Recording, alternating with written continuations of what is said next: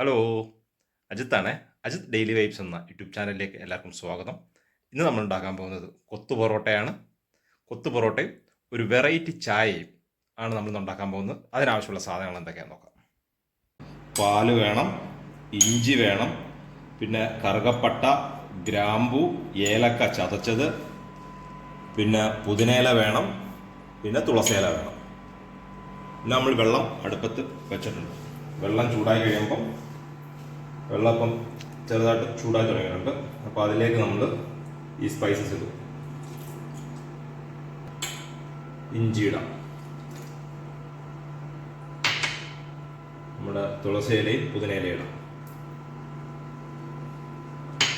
ഇനി അത് അവിടെ കിടന്ന് തിളക്കട്ടെ. അപ്പോഴത്തേക്ക് നമുക്കൊന്ന് അടച്ചു വെക്കണം.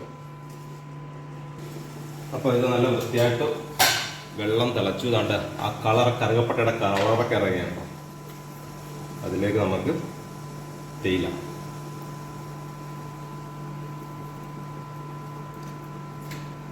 പാലൊഴിച്ചു കൊടുക്കുക.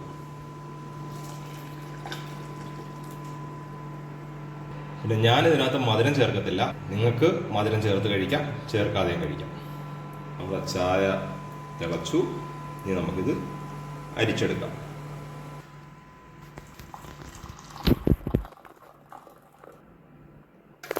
അപ്പോൾ നമ്മുടെ ചായ റെഡിയായിട്ടുണ്ട്. എല്ലാവരും ഇത് ട്രൈ ചെയ്യണം. ഇത് നമ്മുടെ ചായ ലവേഴ്സിനായിട്ട് സമർപ്പിക്കുന്നു. പൊറോട്ട വേണം, അത് ചെറുതായിട്ട് അരിഞ്ഞ പൊറോട്ട.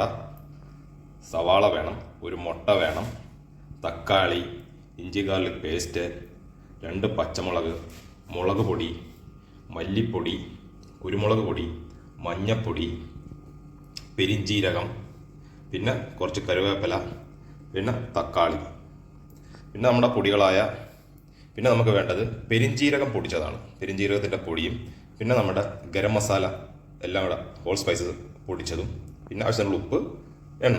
അപ്പോൾ നമുക്കിനി പാചകത്തിലേക്ക് പോവാം. അതിലേക്ക് നമുക്ക് എണ്ണ ഒഴിച്ചു കൊടുക്കാം. എണ്ണ നമ്മുടെ ചൂടായിട്ടുണ്ട്. അതിലേക്ക് നമുക്ക് പെരിഞ്ജീരകം ഇട്ട് കൊടുക്കാം. പെരിഞ്ജീരകം അത് ഒന്ന് മൂത്ത് വന്നിട്ടുണ്ട്. അപ്പോൾ അതിനകത്തേക്ക് നമുക്ക് സവാള ഇട്ട് കൊടുക്കാം.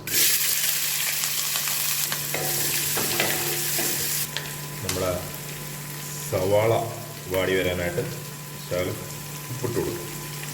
ഉപ്പിട്ടാൽ പെട്ടെന്ന് വാടും. ഒന്ന് ഇളക്കി കൊടുക്കാം. അപ്പം നമ്മുടെ സവാള വാടിയിട്ടുണ്ട്. അപ്പോൾ അതിനകത്തേക്ക് നമുക്ക് നമ്മുടെ ഇഞ്ചി വെളുത്തുള്ളി പേസ്റ്റ് അത് കൊടുക്കാം. നമുക്ക് പച്ചമുളക് ഇട്ട് കൊടുക്കാം. പിന്നെ നമുക്ക് കറിവേപ്പില ഇട്ട് കൊടുക്കാം. അതിലേക്ക് നമുക്ക് തക്കാളി ഇട്ട് കൊടുക്കാം.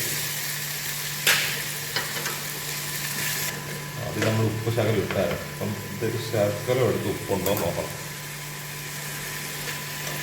ഉപ്പൊക്കെ കറക്റ്റാണ്. അതിലേക്ക് നമുക്ക് മഞ്ഞപ്പൊടി ഉണ്ടല്ലോ, മഞ്ഞപ്പൊടി ഇട്ട് കൊടുക്കാം, മല്ലിപ്പൊടി ഇട്ട് കൊടുക്കാം, മുളക് പൊടി ഇട്ട് കൊടുക്കാം, കുരുമുളക് പൊടി ഇട്ട് കൊടുക്കാം.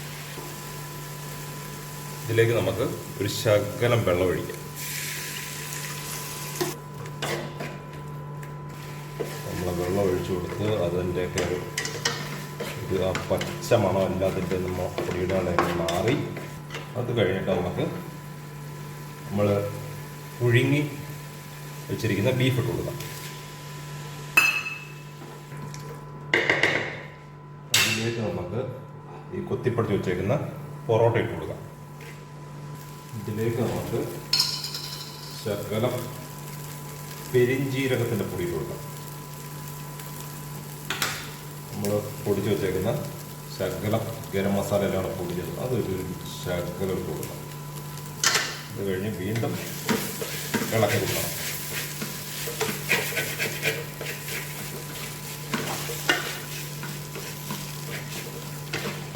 അത് കഴിഞ്ഞ് ഇതിനകത്ത് ശകലവും കൂടെ എണ്ണ ഒഴിക്കാം.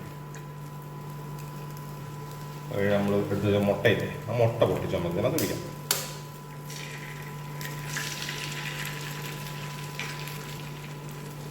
നമ്മൾ മുട്ടയും പൊട്ടിച്ചൊഴിച്ചു.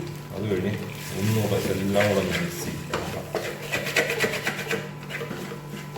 ചിലവർക്ക് മുട്ട ഇഷ്ടപ്പെടത്തില്ല, അപ്പം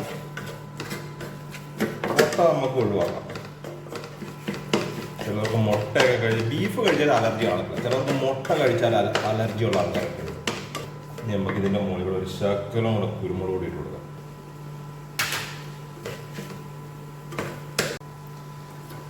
അപ്പം നമ്മുടെ പൊറോട്ടയൊക്കെ എല്ലാം സെറ്റായിട്ടുണ്ട്. ഇനിയാണ് നമുക്കൊരു മെയിൻ പണി ബാക്കിയുള്ളത്. നമ്മൾ അടുപ്പൊന്ന് ഓഫാക്കുക, അടുപ്പ് സൈഡിലോട്ട് വെച്ചിട്ട് ഒരു തുണി അങ്ങോട്ട് വെക്കുക. കഴിഞ്ഞ് ഒരു ഗ്ലാസ് എടുക്കുക. നമുക്ക് ഇനിയാണ് കൊത്ത് തുടങ്ങുന്നത്, കൊത്തോട് കൊത്ത്.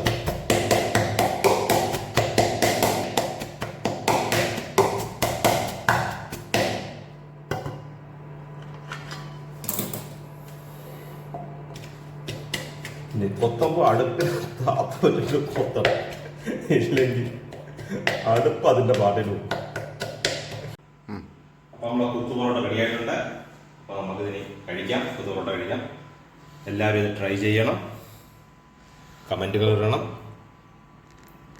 അപ്പോൾ നമ്മൾക്ക് ഇന്നത്തെ വീഡിയോ വൈൻഡപ്പ് ചെയ്യാണ്. Okay, thank you.